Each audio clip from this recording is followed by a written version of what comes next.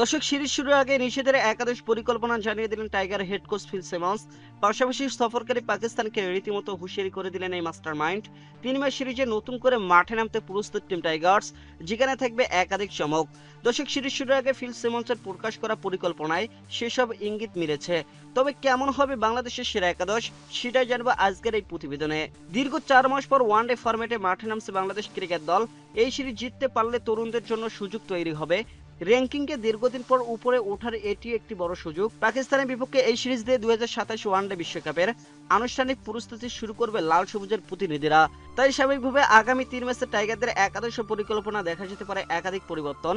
আর সেই পরিকল্পনা এবার আগেভাগে জানিয়ে দিল প্রতিপক্ষকে। এক প্রকার হুঙ্কার দিলেন Tiger head coach Phil Simmons. দর্শক, প্রায় 11 বছর পর ঘরের মাঠে পাকিস্তানের বিপক্ষে ওয়ানডে সিরিজ খেলবে বাংলাদেশ ক্রিকেট জাতীয় দল। দুই দলের সাম্প্রতিক লড়াইগুলোতে মাঠের ভিতরে যেমন উত্তেজনা দেখা যায়, তেমনি মাঠের বাইরেও কথার লড়াই থাকে। সেখান থেকে এই সিরিজটি বাংলাদেশের জন্য অনেকটা আত্মসম্মানের লড়াই হয়ে দাঁড়িয়েছে। এই গুরুত্বপূর্ণ সিরিজের নতুন দায়িত্বে দেখা যেতে পারে wicket keeper batter Liton Kumar দাসকে। দর্শক, 2027 ওয়ানডে বিশ্বকাপের পর প্রথমবারের মতো 5 নম্বর পজিশনে ব্যাট করতে দেখা যেতে পারে তাকে।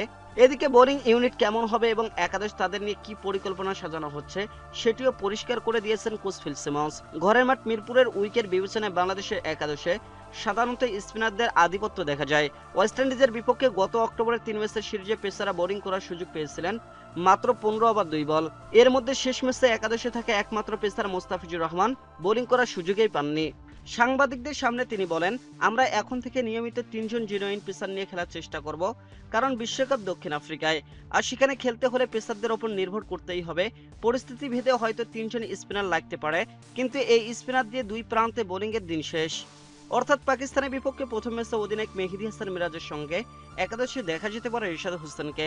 দর্শক, তাদের সঙ্গে 3 পেসার হিসেবে থাকতে পারেন মোস্তাফিজুর রহমান, তাসকিন আহমেদ এবং শরীফুল ইসলাম।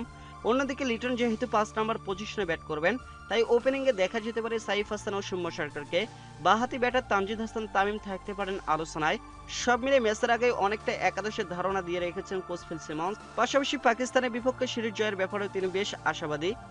সিমন্স আরো বলেন, আমরা ওয়েস্ট ইন্ডিজের বিপক্ষে সিরিজটা খুব ভালোভাবে শেষ করেছি এবং সেখান থেকে আর পিছিয়ে যেতে চাই না। এটি আমাদের জন্য দারুণ একটি শুরু।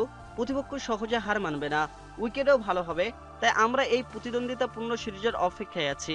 2027 বিশ্বকাপের প্রস্তুতির অংশ হিসেবে 11 তারিখ শুরু হবে সিরিজ, আর বাকি দুটি ম্যাচ অনুষ্ঠিত হবে 13 তারিখ এবং 15 তারিখ।